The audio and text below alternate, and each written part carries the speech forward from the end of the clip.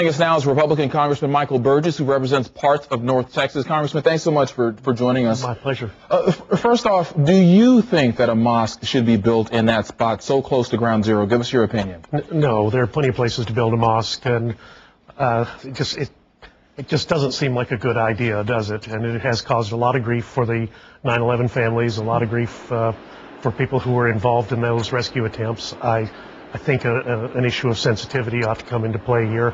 And while they may have the right to build it, it just does not seem like the right thing to do. Yeah, I was going to ask you about their right to build it. You know, the First Amendment, guarantees freedom of religion, freedom to practice religion. Do you think not wanting to have that mosque built there, does that trample on the First Amendment at all? You know, I don't understand why the Historical Commission in New York did not designate that building that already exists there as a historical site. I mean, it is, after all, adjacent to Ground Zero. Many Americans died there that day. I think it should have been given a historical designation. I don't know why it wasn't. But I do disagree with the New York mayor. I don't think they ought to build the mosque there. And you don't think it's infringing upon anyone's religious rights to say it shouldn't be built there? Well, look, tolerance is a two-way street. We're tolerant about a lot of things in this country. This is one where I just don't think we should be asked to give. Okay, as you probably know, the president made a statement this week. He waded into the issue, received a lot of criticism for it, and he has since sort of backed off.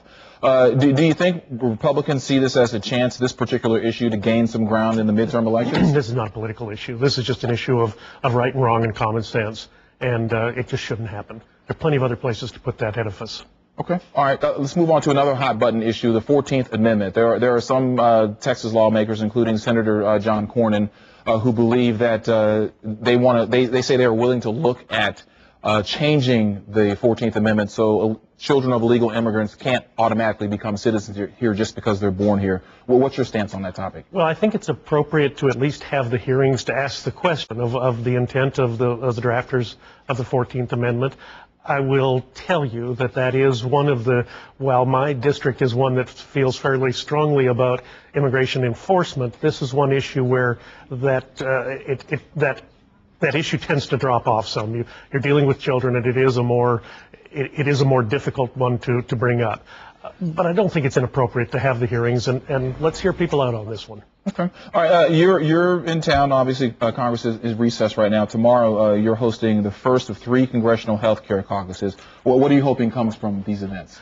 Well, first off, I live here, so I'm always here unless we're voting in D.C., so Washington is a workstation. We're doing these small business roundtables. There's a lot of concern on the part of small businesses.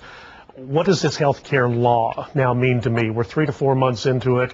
Not been a lot of information that has been forthcoming. Some of the stuff that's coming out about the 1099s, about the individual mandate, really has people concerned. I don't have all of the answers at this point because many of those regulations are in the process of being written and will be in the process of being written literally for years to come. But it is important that small businesses do pay attention, and I'd like to hear from them. I'd like to hear some of the problems that they're encountering, and there'll be opportunities for some give and take. So we have 3 occasions coming up. My website, healthcaucus.org, has the information about where and when those are, and I hope to hear from people. Okay, all right, yeah, that bill was several thousand pages long, so I think there are a lot of folks who have a lot of questions about it. Well, and so much of it was the actual rule writing was sent over to the federal agencies. We didn't even do that in the bill. So all of that is yet to be determined. So when people ask me specifically what is going to happen to my employees, that may be a question that I can't answer. It all depends on the setting up of the state exchanges. It all depends on the Attorney General